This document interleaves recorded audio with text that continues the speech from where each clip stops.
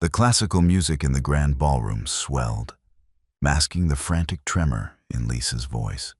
She pressed her bare back against the cold marble pillar, her amber eyes darting toward the gilded double doors where her pursuers would appear any second. Alpha King Cain stood before her, an impenetrable wall of tailored black wool and raw, terrifying power. He smelled of winter air, dark oak, and impending violence. She grabbed the lapels of his jacket, her fingers trembling against the expensive fabric. "They're going to force the claim," she whispered, hot tears blurring her vision. "Please, Cain. Just for tonight. Pretend you love me tonight," she begged. Cain's jaw tightened, a dangerous muscle ticking beneath his skin. He reached out, his thumb brushing a stray tear from her cheek. "I already do." The weight of Cain's words hung in the narrow space between them, heavier than the crystal chandeliers suspended above the ballroom floor. For a fraction of a second, Lisa's breath hitched. She searched his stormy gray eyes for a tell, a flicker of mockery or the cold calculation she had come to expect from the Alpha King, but there was only an abyssal calm. Before her mind could process the implication of his confession, the gilded doors on the far side of the hall blew open. The heavy mahogany slammed against the walls with a crack like a gunshot. The string quartet faltered, the cellist dragging a discordant note across the strings before silence suffocated the room. Marcus had arrived. Alpha Marcus of the Crimson Ridge Pack did not walk. He prowled. He wore a tuxedo that cost more than Lisa's entire remaining family estate. Yet he carried himself like a feral beast barely restrained by the silk and wool. Behind him trailed 4 of his enforcers, their eyes scanning the sea of evening gowns and tailored suits. The scent of bloodlust and cheap, aggressive cologne rolled off him, cutting through the fragrant perfumes of the high society wolves. "Lisa!" Marcus's voice boomed, echoing off the vaulted ceilings. It wasn't a request. It was a snare. Panic, cold and sharp, drove like a spike into Lisa's chest. Her family's debt to Marcus was insurmountable. Tonight was the night the grace period ended. By pack law, if a debt could not be paid in capital, it was paid in blood or bonds. Marcus didn't want her money. He wanted her submission. He wanted to parade the last daughter of the disgraced Silver Moon bloodline as a trophy, a concubine bound by an archaic claiming ritual she could not legally refuse, unless she was already claimed. She flinched as Marcus's gaze locked onto her half-hidden form behind the marble pillar. He sneered, his canines flashing in the ambient light. He took a step toward her. Suddenly, the air pressure in the room plummeted. The ambient chatter of 200 elite wolves ceased entirely. Cain shifted. It was a subtle movement, just a half step to his left, but it entirely eclipsed Lisa from Marcus's view. The physical block was a profound statement, but it was the sudden, oppressive release of Cain's aura that brought the room to its knees. It didn't smell like anger.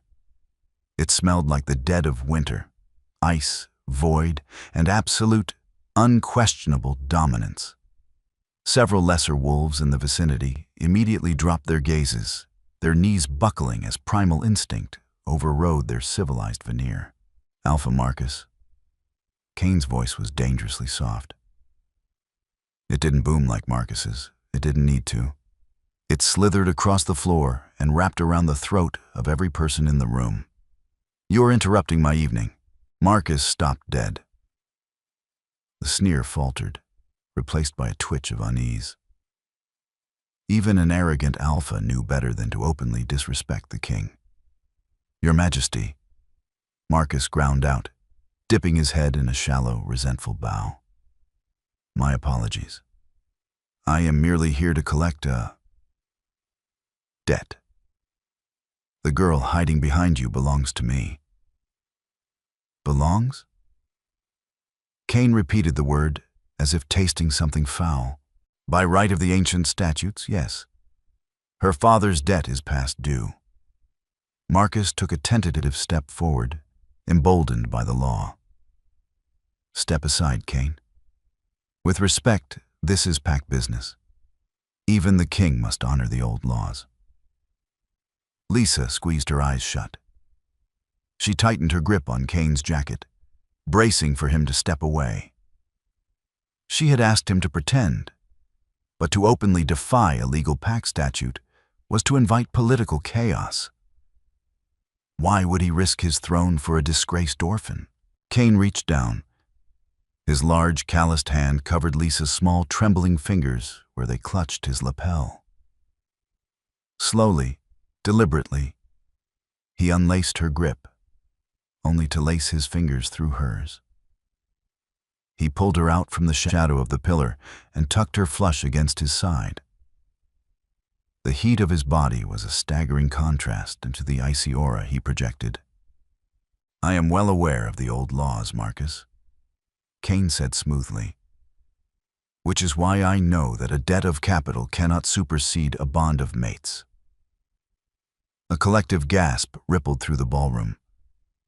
Lisa's heart slammed against her wrist so violently she thought it might fracture bone. She stared up at Cain's profile, her mouth slightly parted. Mates?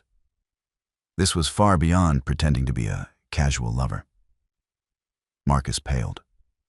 "Mates? That is impossible. She has no mark. You lie to protect a debtor." The accusation of treason hung in the air. To call the king a liar was a death sentence. Cain didn't roar. He didn't shift. He merely turned his head, his gray eyes locking onto Marcus with the lethal precision of a sniper. "Are you questioning the integrity of your king, Marcus?" The silence that followed was agonizing. Marcus swallowed hard, the Adam's apple bobbing in his thick throat. He looked at Lisa, his eyes filled with venomous hatred, and then back to Cain. The political reality crushed his bravado. He could not challenge Cain here, not without his entire pack being slaughtered by the king's guard. "No, Your Majesty," Marcus whispered, taking a slow step back. "I would never." "Then get out of my sight," Cain commanded softly, "before I decide your presence offends me." Marcus turned on his heel and marched out, his enforcers trailing like beaten dogs. The heavy doors clicked shut. Cain didn't let go of Lisa's hand. Instead, he turned to the pale, stunned musicians. "Play," he ordered. As the music hesitantly restarted, Cain looked down at Lisa. Her entire body was shaking. "Walk with me," he murmured, his voice dropping the icy edge, leaving only a dark, vibrating warmth. He guided her toward the private elevators, leaving the whispering society wolves behind. The masquerade was over. The real game had just begun. The private elevator to the king's penthouse ascended in total silence. The muted hum of the machinery felt deafening to Lisa. She stood a foot away from Cain, her arms wrapped around her own waist, suddenly hyper-aware of the chilled air on her bare shoulders. She watched his reflection in the polished steel doors. Cain stood perfectly still, his posture relaxed but commanding. He had loosened his tie, the black silk hanging undone against his crisp white shirt. The feral, terrifying predator from the ballroom had been neatly tucked away. But Lisa knew it was still there, lurking just beneath the surface. "You didn't have to go that far," Lisa finally whispered, breaking the silence. Her voice was raspy, stripped of its usual composure. "Mates? Cain, the council will demand proof, a bonding mark. When they find out you lied." "I didn't lie." The elevator chimed, the doors sliding open to reveal a sprawling, dimly lit penthouse. Floor-to-ceiling windows offered a panoramic view of the glittering city skyline, a stark, modern contrast to the ancient wolf politics they had just navigated. Lisa didn't move to step out. She stared at his back as he walked into the apartment. "What do you mean you didn't lie? We aren't mates. You just saved my life down there and I owe you everything. But you don't have to keep up the act when we're alone." Kane stopped near a crystal decanter resting on a dark mahogany bar. He poured 2 glasses of amber liquid, the clinking of the glass unnervingly loud. He turned around, holding 1 glass out to her. "Step out of the elevator, Lisa. You're safe here." She hesitated, then stepped over the threshold. The plush carpet swallowed the sound of her heels. She took the glass from him, careful not to let their fingers brush. She desperately needed a drink, tossing back a generous sip. The bourbon burned her throat, grounding her slightly. "You asked me to pretend I loved you tonight," Kane said, leaning back against the bar, crossing his ankles. He watched her intently, tracking the flush the alcohol brought to her pale cheeks. "I told you I already do." "Did you think that was a performance for Marcus? Wasn't it?" she asked, her brow furrowing. She walked over to the sprawling leather sofa but didn't sit. The adrenaline was still pooling in her legs, demanding movement. "Kane, be logical. We haven't spoken more than 10 words to each other in 5 years. Not since..." She let the sentence trail off, the memory clawing at the edges of her mind. Not since the winter of her 18th year. Before her father's treason, before her family was stripped of their titles. Kane hadn't been king then. He had been a rogue, an exiled royal bleeding out in the snow on the borders of the Silver Moon territory. Lisa had found him. She had hidden him in an abandoned hunting cabin, smuggling him antibiotics and raw meat for 3 weeks until he was strong enough to leave. He had left in the middle of the night without a word. 2 years later, he returned to the capital, slaughtered his corrupt uncle, and took the throne. He had never acknowledged her part in his survival. She assumed he had forgotten her, or worse, viewed her as a shameful secret from his time of weakness. "Not since you saved my life." Kane finished for her, his voice low and devoid of its usual royal cadence. It sounded almost vulnerable. "I brought you some gauze and a blanket?" She deflected, looking away from his piercing gaze. "It was nothing. You risked your life. If your father had caught you harboring a royal exile, he would have killed you." Kane set his glass down. He pushed off the bar and closed the distance between them with slow, deliberate steps. Lisa held her ground, though every instinct screamed at her to retreat from the sheer magnetism of his presence. He stopped just inches away. She had to tilt her head back to look at him. Up close, the silver flecks in his gray eyes were mesmerizing. "I never forgot, Lisa," he murmured. "I spent the last 5 years solidifying my power, rooting out the traitors who put me in that snowbank. I had to make the throne unshakable before I could come for you." "Come for me?" She let out a breathless, humorless laugh. "Kane, my family is ruined. We're disgraced. I'm a debtor. You are a survivor," he corrected sharply, his hand coming up to hover just above her bare shoulder. He didn't touch her, but she could feel the heat radiating from his palm. "And you are mine. I knew it the moment I woke up in that cabin and smelled your scent. But you were young, and I was a hunted man. It wasn't safe. So you just stayed away for 5 years?" Anger, sudden and hot, flared in her chest. "You know what I've been through? What Marcus has put me through these last 6 months?" "I know," Kane said, his jaw clenching, the shadow of the feral beast flashing across his features. "And he will pay for every sleepless night he caused you. But I could not bring you into the light until I knew I could protect you from the shadows. The council is corrupt. They would have used you against me. And tonight, she challenged, tears of frustration pricking her eyes. You just claimed a disgraced wolf as your mate in front of half the high society. How is that protecting me? You've just painted a target on my back.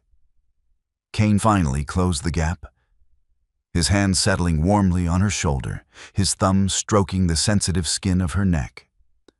A jolt of electricity shot straight down her spine. Tonight, Marcus forced my hand. Cain admitted quietly, I wasn't ready. But I will burn this entire city to ash before I let him lay a finger on you. You asked me to pretend for a night. But I don't pretend, Lisa. You are staying here, as my mate, as my queen. He didn't wait for her to process the shock. He leaned down, pressing his lips to her forehead in a chaste, fiercely protective kiss. Drink your bourbon. You look exhausted. The bedroom is through those doors. I'll take the couch. Before she could argue, he turned away, retreating to his study. Lisa stood frozen in the center of the penthouse, the bourbon glass trembling in her grip, realizing she had just traded a monster for a king. Sunlight, harsh and unforgiving, pierced through the gaps in the heavy blackout curtains. Lisa stirred, the unfamiliar scent of sandalwood and crisp cotton pulling her from a deep, dreamless sleep. She sat up, the silk sheets pooling at her waist. The bedroom was massive, decorated in minimalist shades of slate and charcoal. Memory hit her like a physical blow. The gala, Marcus, the claim, Cain. She scrambled out of the bed, realizing she was still wearing her evening gown from the night before, now hopelessly wrinkled. She smoothed it down, trying to steady her erratic breathing. She crept toward the heavy oak door, pressing her ear against the wood. Muffled voices drifted from the living area. She opened the door a crack. Cain was standing by the floor-to-ceiling windows, dressed in a sharp slate-gray suit, a phone pressed to his ear. He looked every inch the ruthless sovereign the world believed him to be. Seated at the dining table, surrounded by manila folders and a tablet, was Julian, Cain's beta and chief strategist. Julian was adjusting his round spectacles, looking highly stressed. No kusem. Tell the transport minister that if the supply lines from the north are delayed by one more day, I will personally see to it he is relocated to the tundra. Cain was saying, his tone lethal. He ended the call without waiting for a reply and tossed the phone onto the table. We have bigger problems than the northern supply lines, sire, Julian said, pinching the bridge of his nose. The council has been in an uproar since midnight. Marcus formally filed a grievance. He's claiming abuse of royal authority. He says your mate claim is a political farce designed to steal his lawful property. Lisa's stomach plummeted. Property. Cain poured himself a cup of black coffee from a silver carafe. Let him grieve. Though the law is clear, a mate bond nullifies all prior debts. Yes, if the bond is genuine, Julian stressed, tapping a finger on the table. Cain, they are demanding a tribunal. They want proof of the bond. They want to see the mark. If you parade her in front of the elders and she bears no mark, you will be censured. You could lose the military's backing. I will handle the elders, Cain said, taking a slow sip of coffee. How? Julian exasperated. You claimed a debtor, a daughter of a convicted traitor. The optics are disastrous. Why didn't you warn me? We could have paid Marcus off through a shell corporation.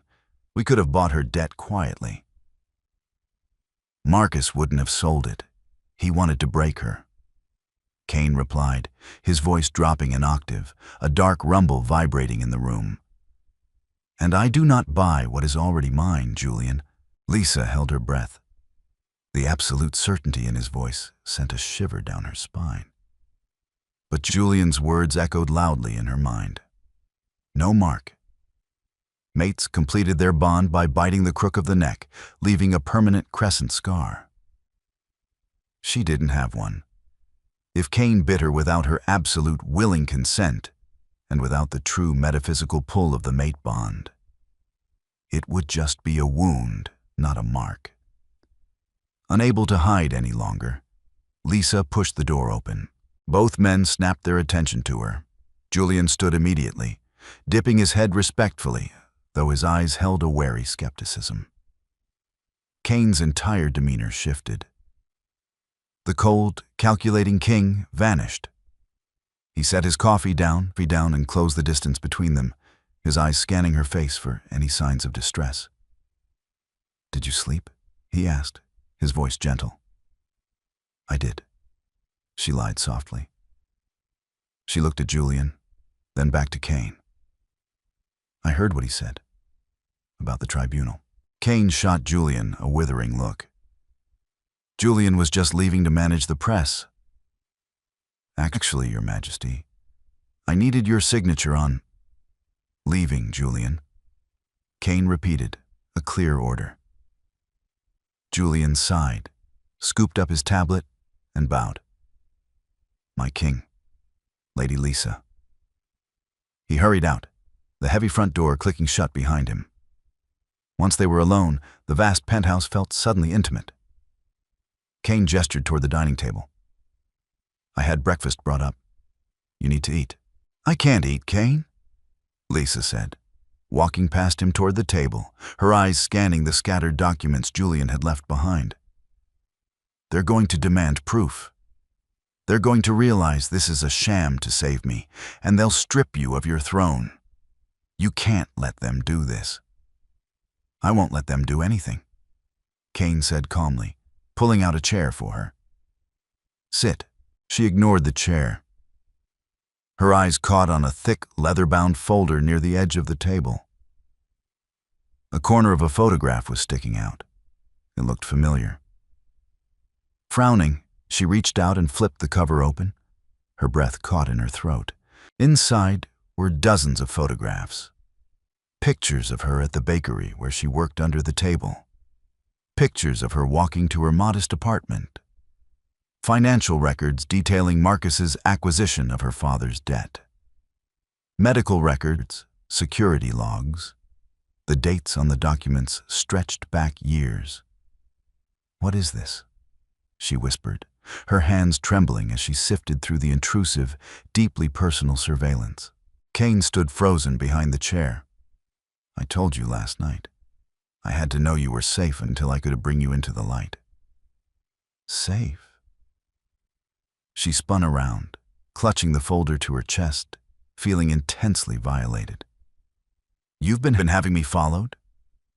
For how long?"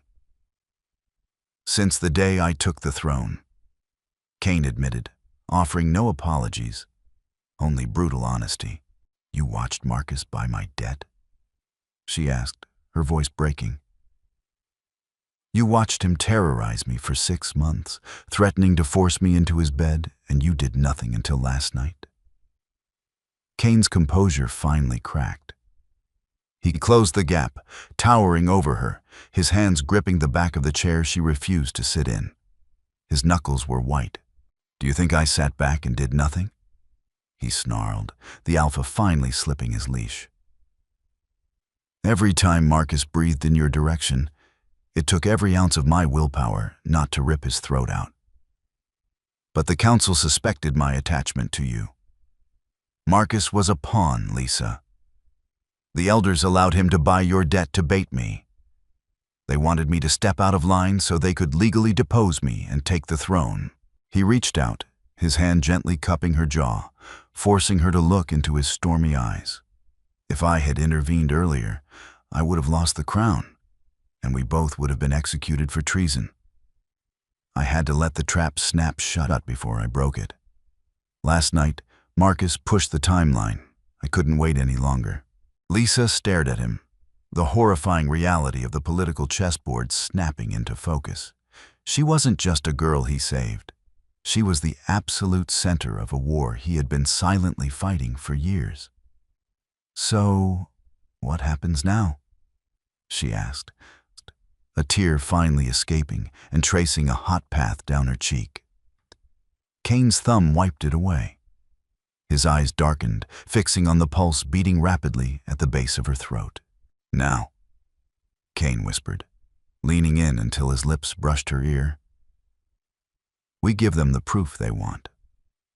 The word hung in the air between them, heavier than the silence of the penthouse. "Proof." Lisa stared at the pulse beating steadily at the base of Kane's throat, her mind racing to comprehend the gravity of what he was suggesting.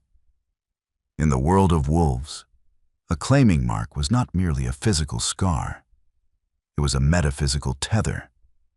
It meant submitting her mind, her soul, and her very life force to another. "You want to mark me?" Lisa breathed, her voice trembling as she took a half-step back, putting the heavy dining chair between them. Kane did not close the distance. He stood perfectly still, his stormy gray eyes locked onto hers, reading the terror that flared in her amber irises. "I want to protect you," he corrected, his tone gentling into a low, soothing rumble. "The elders will demand to see your neck by nightfall. If it is bare, Marcus will take you, and I will be forced to slaughter the entire council to get you back. That will trigger a civil war, Lisa. Thousands will die, but a forced mark is a crime," she argued, her fingers gripping the polished wood of the chair until her knuckles turned translucent. "If we aren't true mates, the bite won't heal into the crescent. It will just be a ragged wound. They'll know it's a fake. They'll know you did it just to circumvent the law. I am the Alpha King," Kane said softly, stepping around the chair. He moved with the terrifying, fluid grace of an apex predator. Yet his hands were open, palms facing her in a gesture of surrender. "My blood carries the ancient magic of the first lines. But you are right. For the mark to heal into the royal crest, to prove beyond a shadow of a doubt that you are my queen, it cannot be taken. It must be given." He stopped mere inches from her. The scent of winter air and dark oak wrapped around her, suffocating her panic and replacing it with a dizzying, magnetic warmth. "I will not force you, Lisa," Kane murmured, looking down at her with a vulnerability that stripped away his terrifying persona. "If you refuse, I will walk into that council chamber today and abdicate the throne. I will take you away from this city, and we will run. But I will not let him have you." Lisa's breath hitched. He would give up his crown. The throne he had bled in the snow to claim, the power he had spent 5 years consolidating just to avenge his family and protect his pack. He would throw it all away for her. The realization struck her with the force of a physical blow. This wasn't a game to him. It never had been. "You would lose everything," she whispered, a tear spilling over her lashes. "I have already lived without you for 5 years," Kane replied, raising a hand to cup her cheek. His calloused thumb brushed the tear away. "That was the only thing I could not survive again." The absolute sincerity in his eyes shattered the last of her defenses.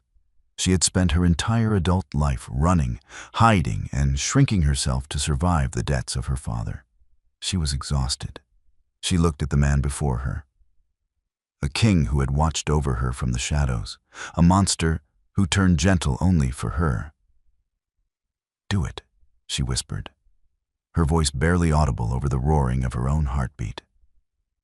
Kane's eyes darkened, the silver flecks swirling violently. "Lisa, mark me, Kane," she said, louder this time, her chin tilting up in an act of absolute defiance against her own fear. "I consent. I want this. I want you." A ragged growl tore from Kane's chest. The restraint he had harbored for years snapped. He pulled her flush against his chest, his arms wrapping around her with crushing, desperate possession. One hand buried itself in her dark hair, tilting her head to the side to expose the fragile, pale skin of her neck. "You are mine." He rumbled against her collarbone, his hot breath sending electric shocks down her spine. Since the snow, since the beginning. Lisa squeezed her eyes shut and gripped his broad shoulders. "Yours?" When his teeth sank into the crook of her neck, the pain was a sharp, blinding white light. She cried out, her knees buckling, but Cain held her up effortlessly. And then, the pain vanished. It was replaced by a roaring rush of heat that flooded her veins. It felt like liquid gold pouring into her bloodstream. Her mind fractured, the walls of her consciousness blowing wide open. Suddenly, she wasn't just in her own head. She felt him. She felt Cain's agonizing loneliness. She felt the icy, hollow echo of the 5 years he spent watching her from afar, unable to touch her. She felt his terrifying, all-consuming devotion, a love so fiercely possessive it bordered on madness.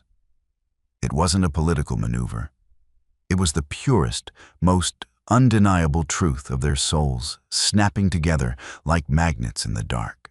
As Cain pulled back, panting heavily, he rested his forehead against hers. Lisa reached up, her trembling fingers brushing her own neck. There was no blood. There was no ragged wound.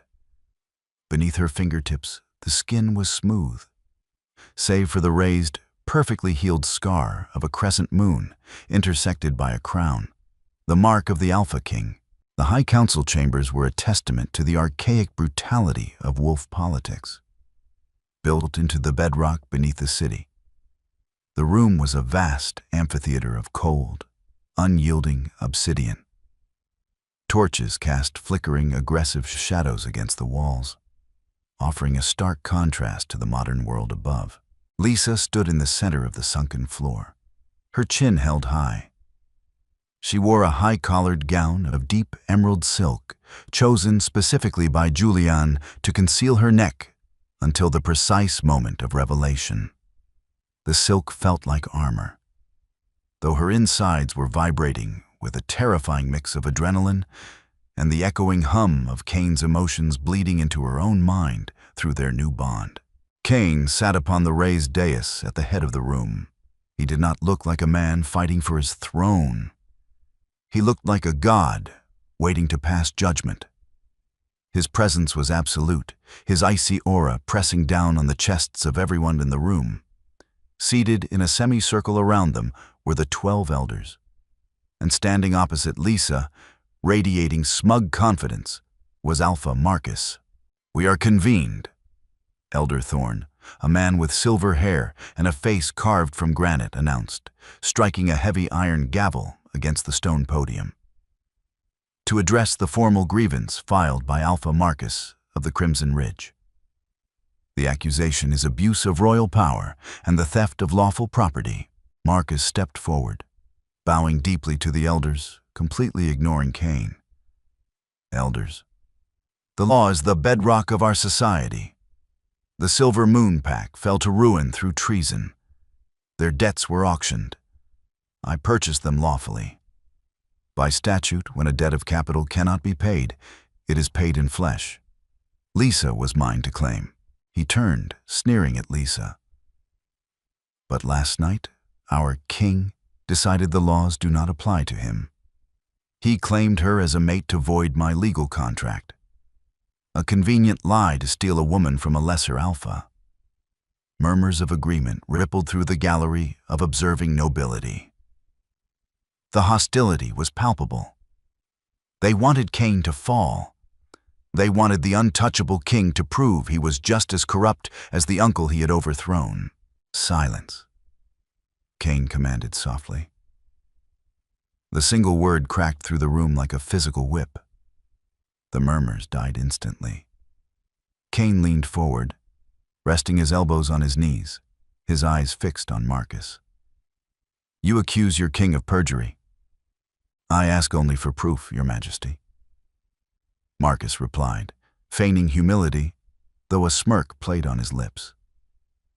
"If the bond is real, let her show the mark. If she bears no mark or a false wound, the law demands she be returned to my custody, and you, sire, face censure." Elder Thorn cleared his throat. "The request is lawful. Lady Lisa, please approach the dais."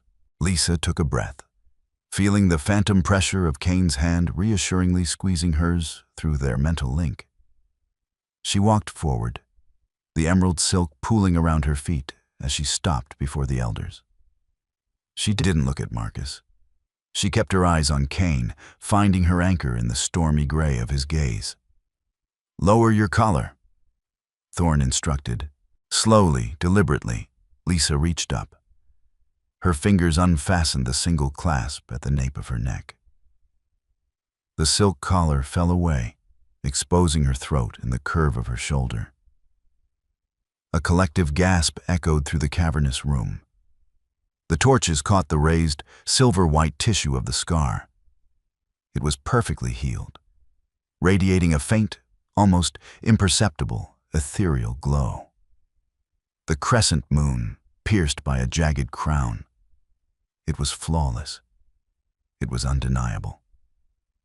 "No!"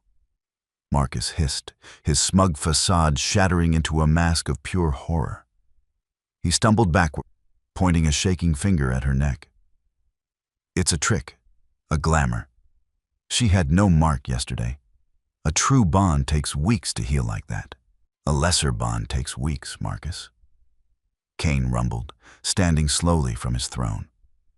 The air in the room plummeted in temperature, frost literally beginning to form on the edges of the obsidian dais.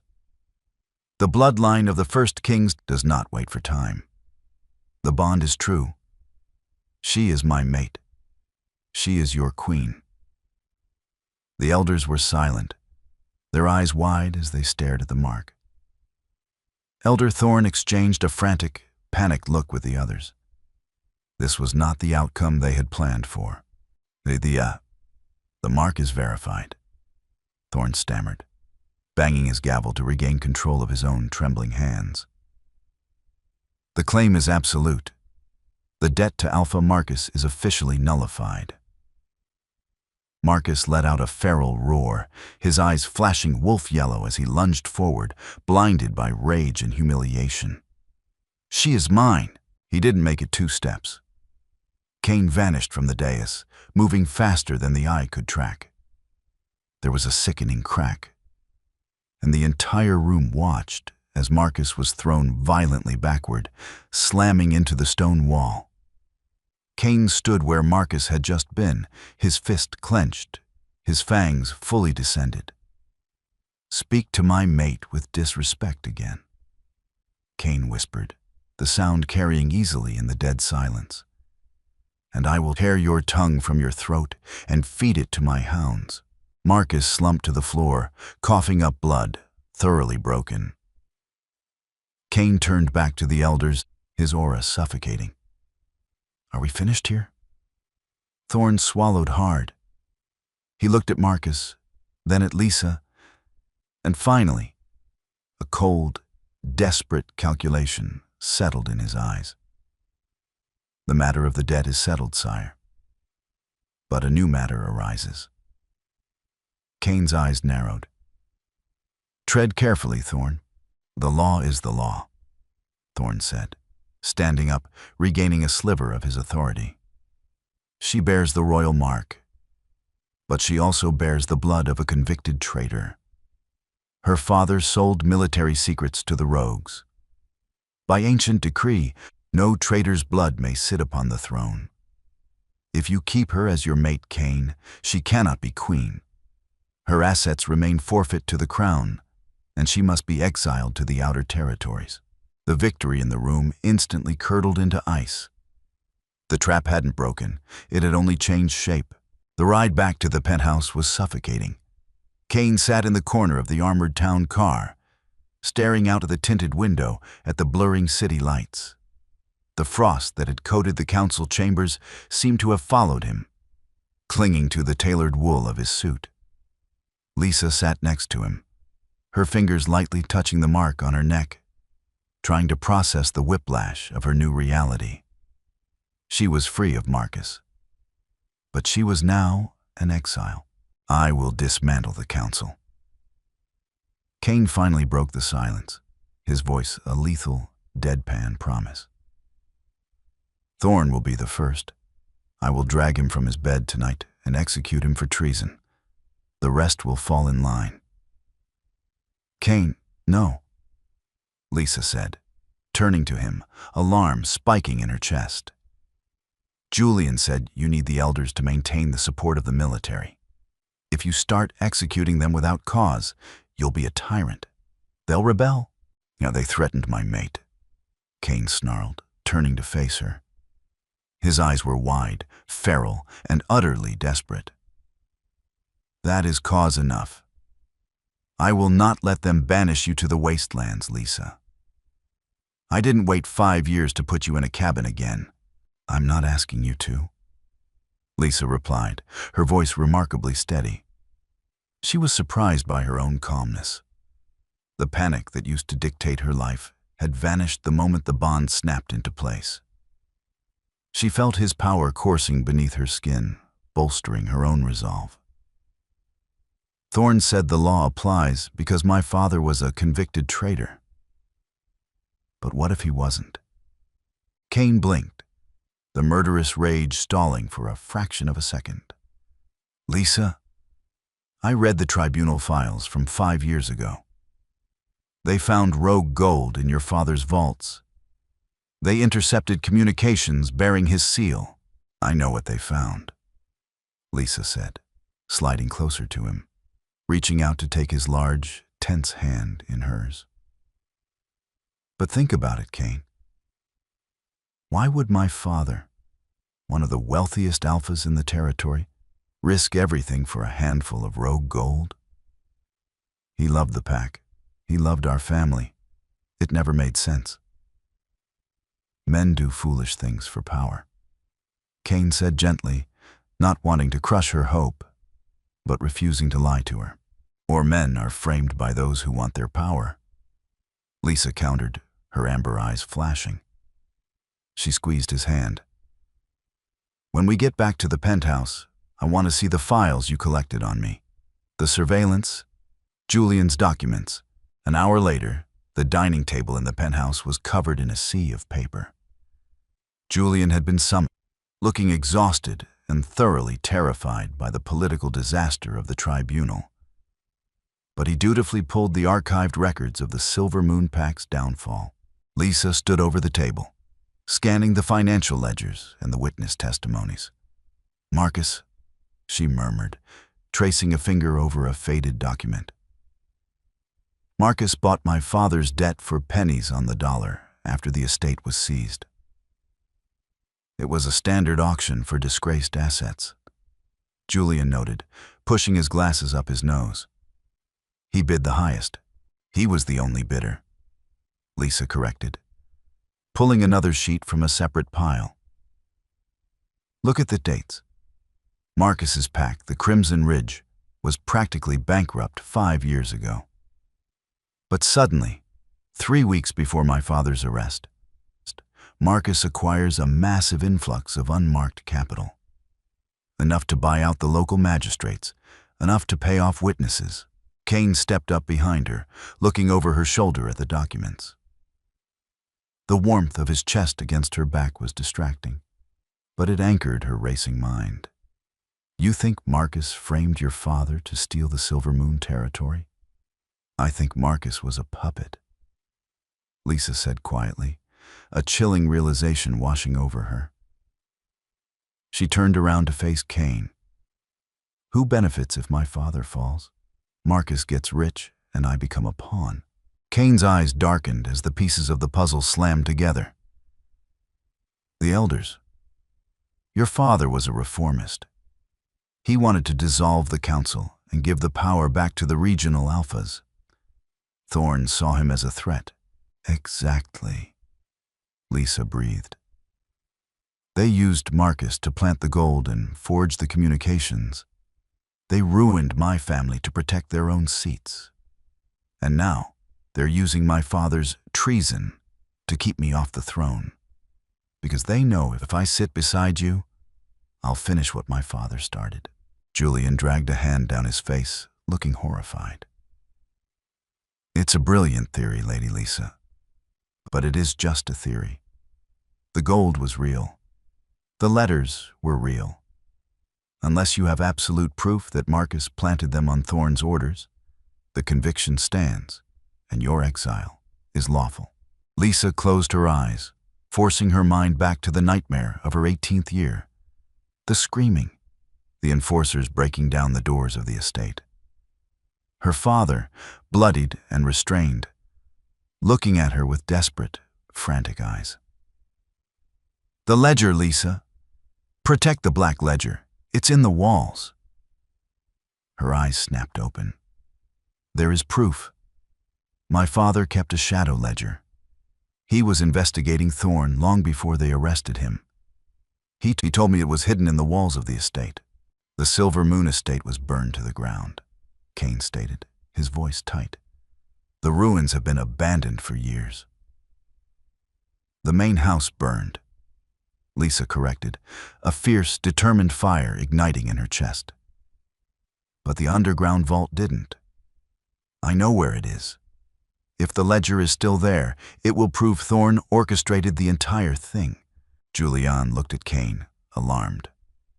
Sire, the estate is in the quarantine zone. It is crawling with rogue wolves and scavengers. It's too dangerous to send a team. I'm not sending a team, Kane interrupted, his eyes locked on Lisa's determined face. A slow, dangerous smile curved his lips, a look of profound, terrifying pride. He saw the Queen standing before him, not the broken debtor. We are going. Tonight. The edge of the quarantine zone was a jagged scar against the pristine outskirts of the capital. Here, the meticulously paved roads dissolved into cracked asphalt, overgrown with twisting, thorny vines that seemed to thrive on the decay. A thick, unnatural fog clung to the ground, smelling faintly of damp earth and old ash.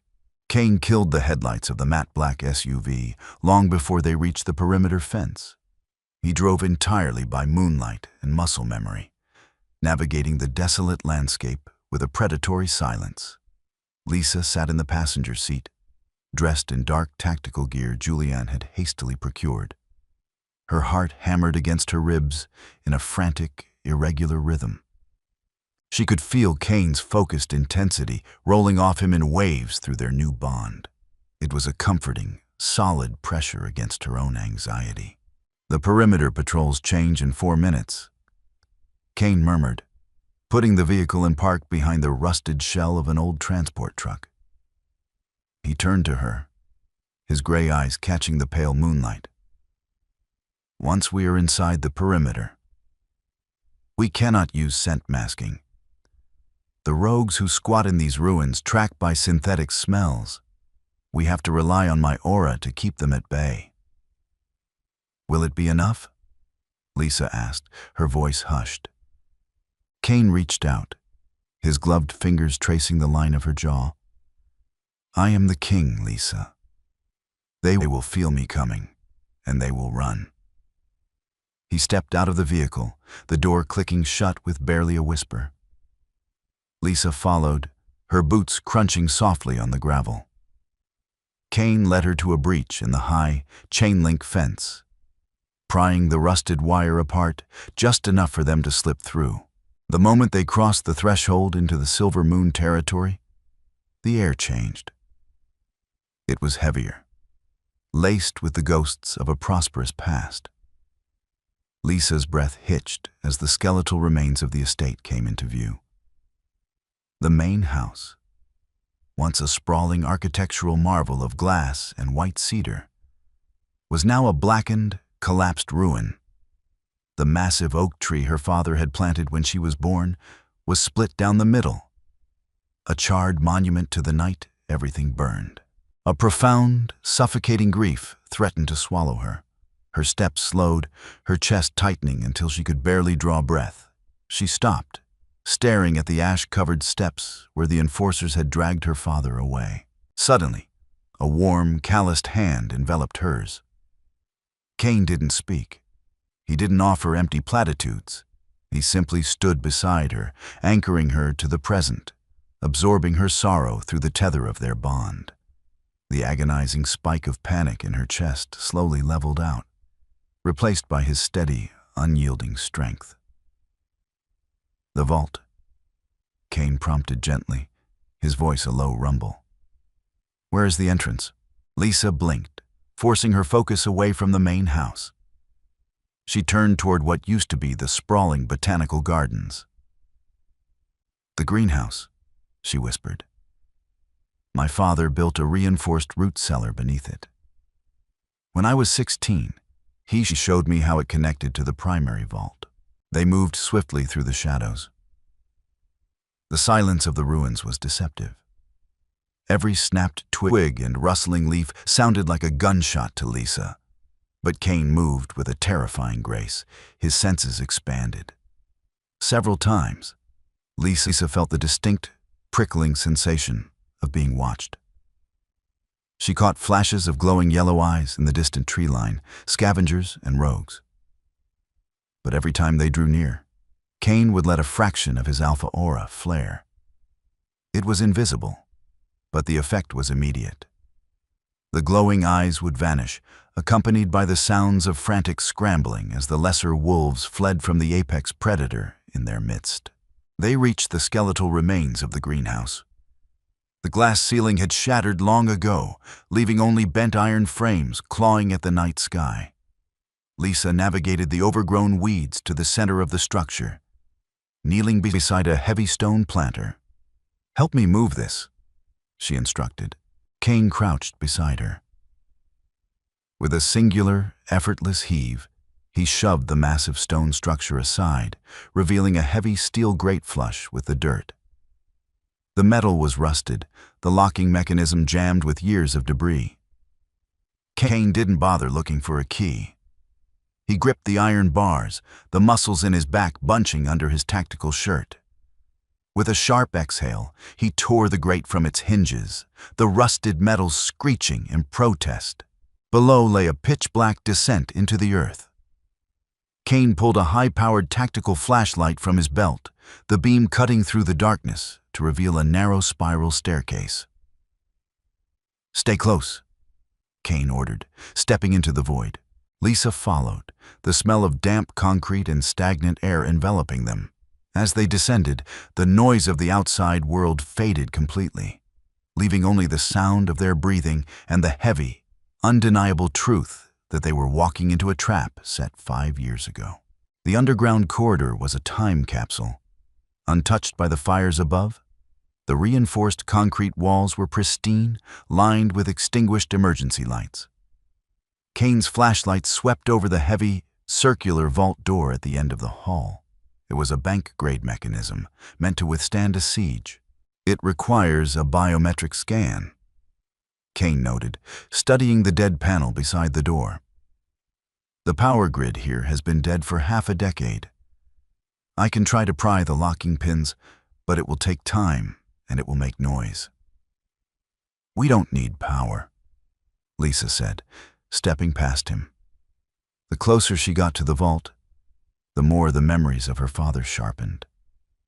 "A smart man builds a fortress, Lisa," he had told her once. "But a wise man always builds a back door for himself." She ignored the biometric scanner and walked to the wall immediately to its left. Her fingers grazed the cold concrete, searching for a seam. She counted the structural rebar indentations. 1, 2, 3. She pressed her palm flat against the third indentation and pushed with all her weight. With a grinding click, a small, hidden panel popped open, revealing an archaic, mechanical tumbler lock. "He didn't trust electricity," Lisa explained, a small, sad smile touching her lips. She dialed this combination, her mother's birthday, and pulled. The heavy vault door hissed, the pressurized seal breaking. Kane stepped in front of her, pushing the heavy metal open with his shoulder and sweeping the interior with his flashlight. The vault was massive, lined with safe deposit boxes and empty shelving. Whatever capital the Silver Moon Pack had possessed was long gone, seized by the council.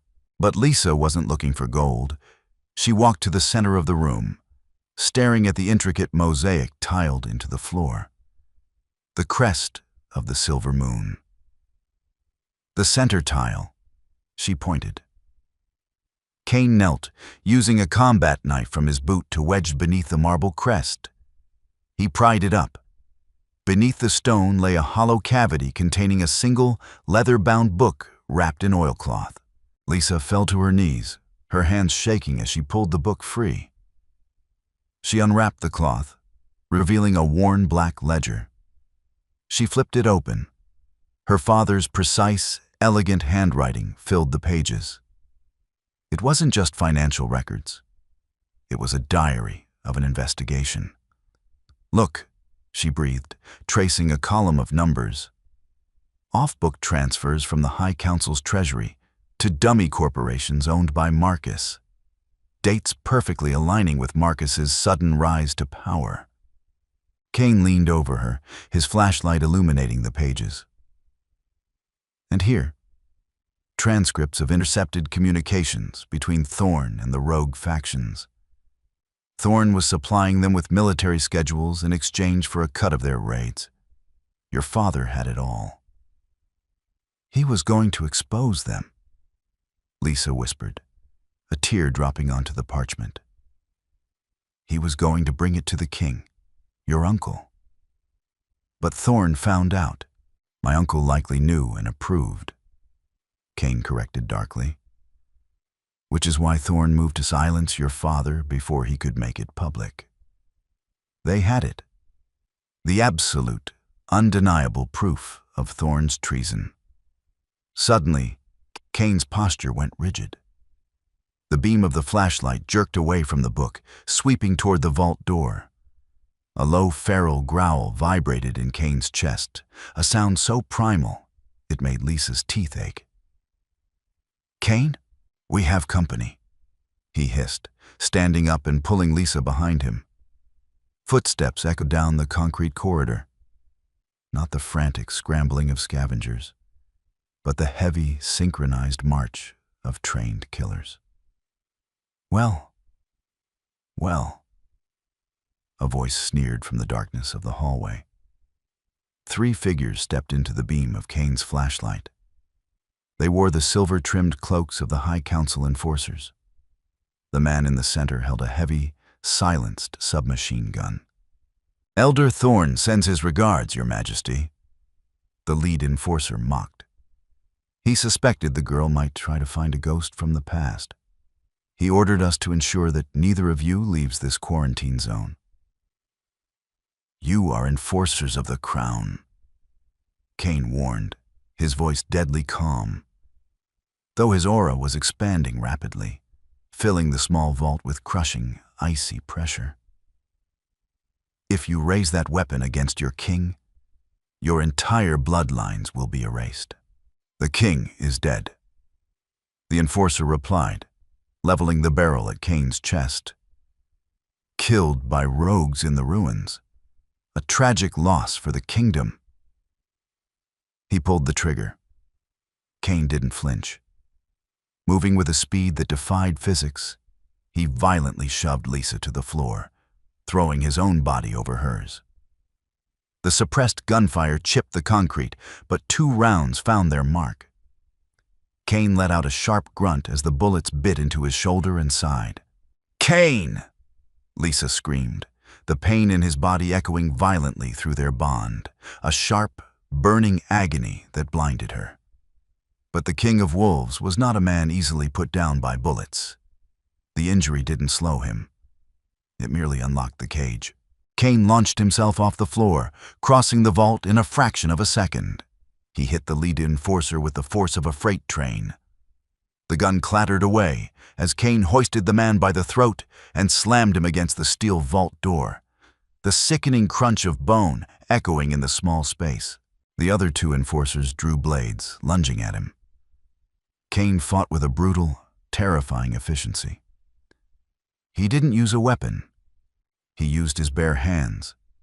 He caught the wrist of the second attacker, twisting it until the blade dropped, then delivered a shattering blow to the man's knee.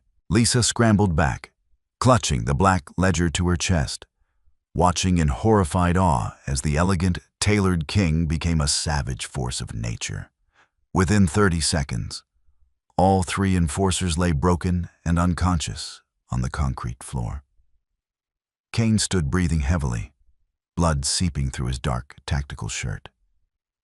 He turned to Lisa, his eyes bleeding from gray to a vibrant, glowing silver. The wolf was entirely at the surface. "Are you hurt?" he demanded, his voice a jagged rasp. "No," Lisa said, rushing to him, pressing her hands against the blood on his shoulder. "But you are. We need to get you out of here." Kane looked down at the ledger clutched in her hand, a ruthless, bloody smile crossing his face. "No. First, we need to go to a tribunal." The morning sun filtered through the high, stained-glass windows of the High Council chambers, casting fractured light across the obsidian floor. The gallery was packed, standing room only. The nobility had gathered like vultures, eager to witness the fall of the untouchable Alpha King. Elder Thorn stood at the central podium, looking infuriatingly smug. He tapped his gavel, bringing the murmuring crowd to order. "We are gathered to execute the final decree regarding the estate of the traitor, Elias of the Silver Moon," Thorn announced, his voice projecting easily. "As the current king has claimed the debtor Lisa as his mate, the law strictly prohibits her ascension to the throne due to her tainted bloodline. Therefore, it is the judgment of this council that she be immediately stripped of her citizenship and exiled to the outer territories." A heavy silence fell over the room. Julian stood near the dais, looking pale and frantic, flanked by members of the royal guard. Kane and Lisa had not been seen since the previous night. Furthermore, Thorn continued, emboldened by Kane's absence, given the king's blatant disregard for council protocols and his failure to appear this morning, I motion for a vote of no confidence too. The heavy double doors of the chamber blew open with a concussive boom that rattled the stained glass. The entire assembly turned in shock. Kane strode into the room, and the collective breath of the nobility caught in their throats. The king was not wearing a tailored suit. He wore his tactical gear, torn and heavily stained with dried blood. His face was a mask of cold, unadulterated murder. Walking a half step behind him, her chin held high and her fingers tightly laced with his, was Lisa. She held a black, leather-bound book to her chest. "You will motion for nothing, Thorn." Kane's voice wasn't loud, but it possessed a metaphysical weight that forced several lesser nobility in the back rows to their knees. He didn't stop until he reached the center of the floor. Thorn paled, his eyes darting to the blood on Kane's shirt, realizing instantly that his assassination team had failed. "Your Majesty, you are injured. What is the meaning of this intrusion?" "Intrusion?" Kane smiled, and it was a terrifying sight. "I am attending the tribunal you demanded, though I find the topic has changed." Kane turned his head slightly, nodding to Lisa. Lisa took a deep breath, stepping out from behind Kane's formidable shadow. The fear that had ruled her life for 5 years was entirely gone, burned away by the bond and the truth she held in her hands. She looked directly at Thorn, her amber eyes burning with a fierce, unwavering light. "My father, Alpha Elias, was condemned for treason 5 years ago." Lisa spoke clearly, her voice echoing in the cavernous room. He was accused of funding rogue factions and selling military secrets. The conviction is a matter of public record. Thorn snapped, trying to regain control. Guards, remove the exile from the chamber. The royal guards did not move. They looked to Cain, who merely stood, radiating a lethal stillness. It was a fabrication. Lisa continued, raising the black ledger for all to see. This is my father's shadow ledger, recovered last night from the Silver Moon vaults. It contains the true financial records of this council. It details exactly how much Elder Thorn paid Alpha Marcus to plant the rogue gold. It contains transcripts of Thorn's direct communications with the rogue factions. Gasps erupted from the gallery. The elders seated in the semicircle began to panic, whispering furiously amongst themselves. "Lies! Forgeries!" Thorn bellowed, his composure shattering. He pointed a shaking finger at Lisa. She is a desperate traitor trying to save herself. Guards, I order you to seize her. Let them look at the book, Thorn, Cain said softly, stepping forward. He took the ledger from Lisa and tossed it onto the obsidian table in front of the other elders. Examine the seal. Examine the handwriting. Examine the bank transit numbers. It is all there. Elder Vance, a neutral party on the council, tentatively opened the book.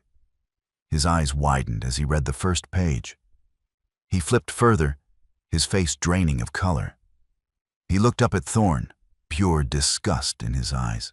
It bears the Royal Bank ciphers, Vance announced to the room. The transfers match the exact dates of the Treasury deficits 5 years ago. Thorn, you sold our patrol routes. You got our soldiers killed. The chamber erupted into chaos. The nobility shouted for blood. Realizing he was cornered, Thorn's eyes flashed feral yellow. I protected this pack. The king's uncle was weak, and Elias wanted to dissolve our power. I did what was necessary. He lunged for a ceremonial spear resting against the podium, intending to hurl it at Lisa. He never touched it. Cain crossed the distance in a blur. He grabbed Thorn by the throat, lifting the struggling elder clean off his feet.